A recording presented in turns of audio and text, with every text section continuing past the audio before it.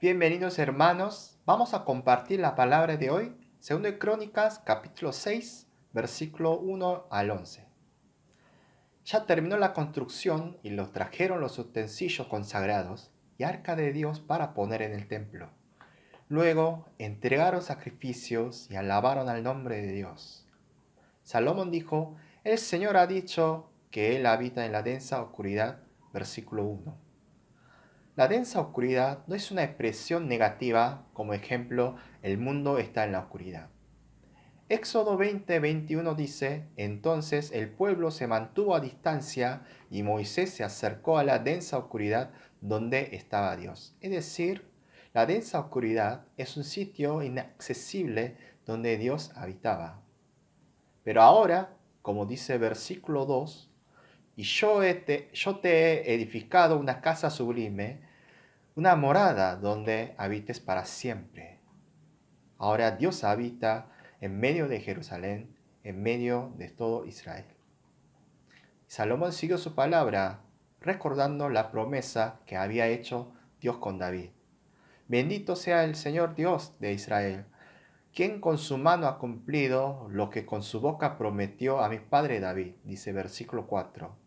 Dios cumplió la palabra tal como había dicho a David. Salomón declara que el trabajo de la construcción no fue por su plan, ni por su esfuerzo, ni por el anhelo de su padre David, sino es por la palabra que ha dicho Dios.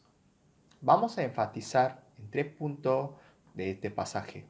Primero, Dios es el que toma la iniciativa de la obra. Dios es quien planifica y quien elige y quien lo lleva a cumplir. Versículo 5 dice, desde el día en que saqué a mi pueblo de la tierra de Egipto, no había elegido ninguna ciudad de toda la tribu de Israel para edificar una casa donde estuviera mi nombre, ni había elegido un hombre que fuera el soberano sobre mi pueblo Israel. Y sigue diciendo versículo 6, pero elegí Jerusalén para que allí estuviera mi nombre, y elegí a David para que estuviera al frente de mi pueblo Israel. Dios es el que planifica y quien elige y quien lleva a cumplir. Segundo, Dios usa al hombre y su obediencia para cumplir su promesa. En el versículo 8, Dios alegra por el corazón de David que tuvo anhelo de edificar una casa para el Señor. Pero Dios sigue diciendo, sin embargo, tú no edificarás la casa, sino tu hijo que te nacerá, él edificará la casa a mi nombre, dice el versículo 9. El anhelo de David, levantar una casa para Dios, fue agradable al Señor. Podía haber iniciado la obra David, pensando que es una muy buena idea para el Señor. Pero David dependía de Dios, y al decir Dios a David, tú no edificarás la casa, obedeció a su palabra. Y hizo lo que él podía hacer, preparar los utensilios para el templo. Salomón empezó la construcción y terminó, tal como Dios había dicho.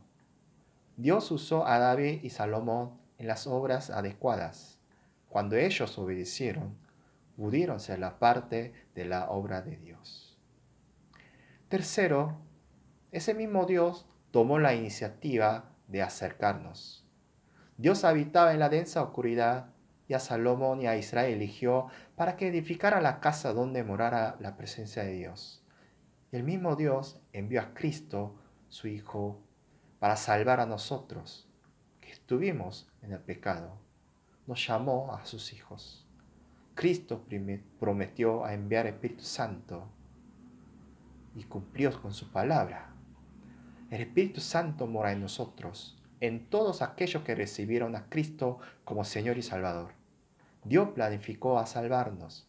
Dios se acercó a nosotros. Dios abrió la puerta del cielo.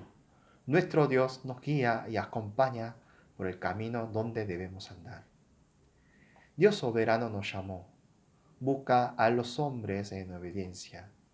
Llama para que seamos la parte de su obra, la parte de su reino. Vamos delante del Señor en humildad y en obediencia. Amén.